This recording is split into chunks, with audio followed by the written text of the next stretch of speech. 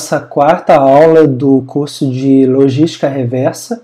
A gente falou bastante de cadeia de suprimentos, né, que é aquele ciclo de vida do produto, da importância da logística, e quando a gente estuda a logística tradicional, a gente começa a pensar na logística reversa, porque a logística tradicional ela começa lá na extração da matéria-prima, né? E essa matéria-prima, como a gente sabe muito bem, o nosso planeta tem recursos finitos, ou seja, essa matéria-prima vai ser retirada e chega um momento em que fica cada vez mais longe e mais caro obter aquela matéria-prima.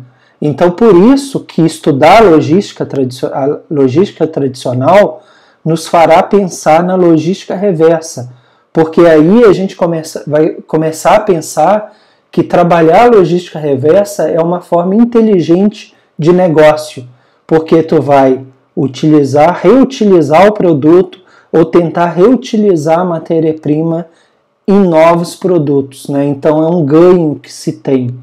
E aí hoje a gente vai falar da origem da logística. Então vejam que a logística, né, a ideia da logística é conectar pontos.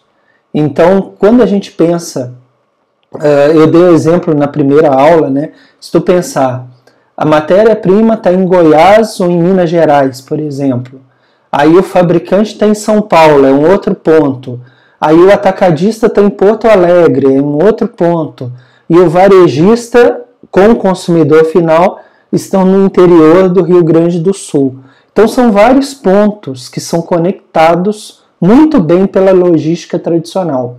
O desafio no futuro, né, que a gente espera que não seja tão no futuro, é conectar os pontos também na logística reversa. É que um desses pontos, que somos nós, consumidores, possamos pegar o nosso produto utilizado, que não vamos usar mais, queremos descartar, que encontremos um novo ponto, que seria uma usina de reciclagem ou o próprio ponto de venda, e aí esse outro ponto vai conectar com o outro até chegar onde vai ser possível desmontar aquele produto e reutilizar a matéria-prima no ciclo produtivo.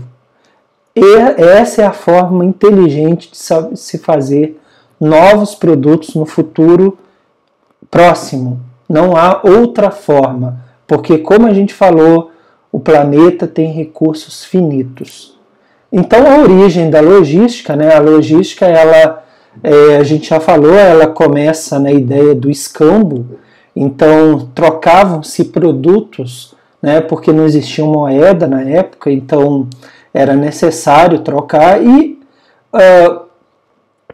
quem ia fazer as trocas tinha que levar a sua mercadoria, né? Então, em muitos casos, o início das feiras livres, né, elas vão surgir dentro dessa ideia. Então, a pessoa era um pescador, por exemplo, tinha seus peixes, então ela ia botava uma barraca num local de grande aglomeração de pessoas, e ali ela fazia as suas vendas, que em um passado remoto era feito por meio do escambo, né? Então alguém ia oferecer alguma coisa em troca daqueles peixes, né? E essa pessoa levava a mercadoria até lá.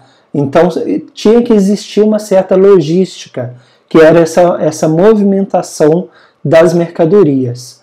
O ouro, ele antes do surgimento das moedas tradicionais, o ouro servia muitas vezes como moeda, por ser bem escasso, circular predominantemente nas regiões próximas às suas jazidas, né? Então, como um dos metais mais preciosos, mais raros, o ouro ele tinha esse poder, né, de ajudar na negociação, né? Então, eram por meio das moedas de ouro ou pelo ouro, simplesmente, as pessoas conseguiam pagar e obter mercadorias, né? E aqui, como fala, ele circulava muito próximas às regiões de jazidas e onde surgiram várias cidades que, infelizmente, depois do ciclo desse ouro, acabaram sendo abandonadas. Bom,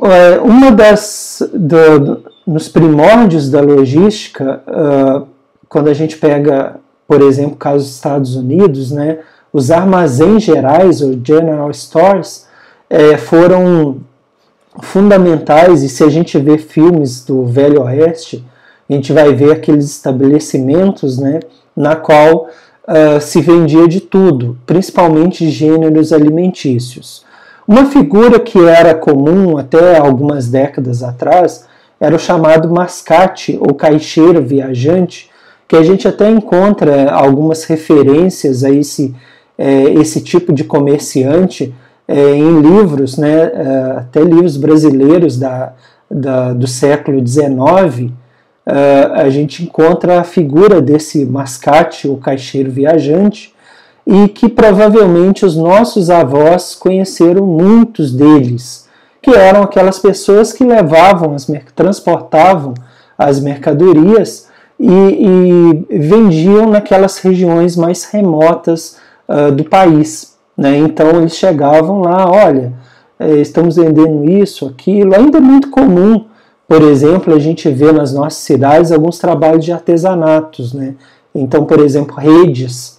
As pessoas confeccionam as redes, por exemplo, no Nordeste do Brasil, e viajam tentando vender o produto, né? Então, é uma espécie de mascate ou caixeiro viajante, aquela pessoa que transporta os produtos e está oferecendo esse produto de casa em casa. Então, os armazéns, no caso aqui dos armazéns gerais, né, eles se situavam em pontos nevrálgicos da rede de transportes, principalmente lá no caso dos Estados Unidos, como entroncamento no caminho de caravanas e estações ferroviárias. Então, nesses locais, né, surgiam aqueles vilarejos, e aí, por exemplo, descendo do trem, um mascate ou caixeiro viajante com os exemplares dos produtos, ou ele poderia levar tipo um catálogo também depois de um tempo, facilitando a vida dele. Então ele levava um catálogo, a pessoa olhava e aí fazia a encomenda ali e depois ela era entregue.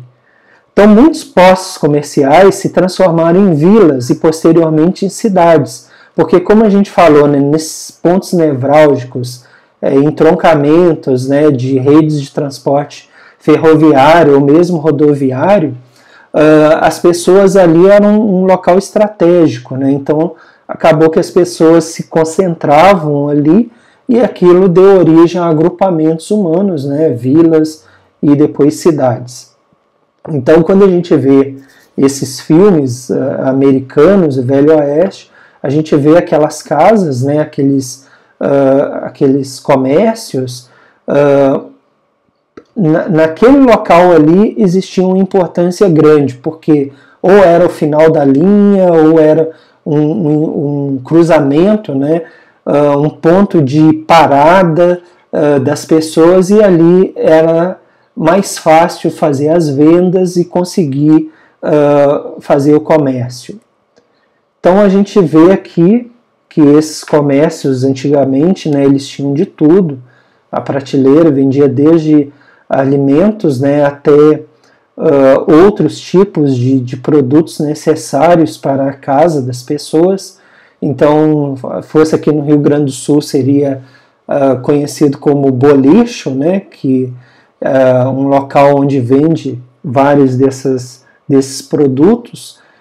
Em Minas Gerais, né, seria a venda, né, então uma venda é um local onde vende diversos tipos de produto, mas a tendência é que esses estabelecimentos eles comecem paulatinamente a desaparecer e dando origem a um comércio mais tradicional, né, especializado num determinado tipo de produto, tipo uma padaria, um armazém, um supermercado e por aí vai.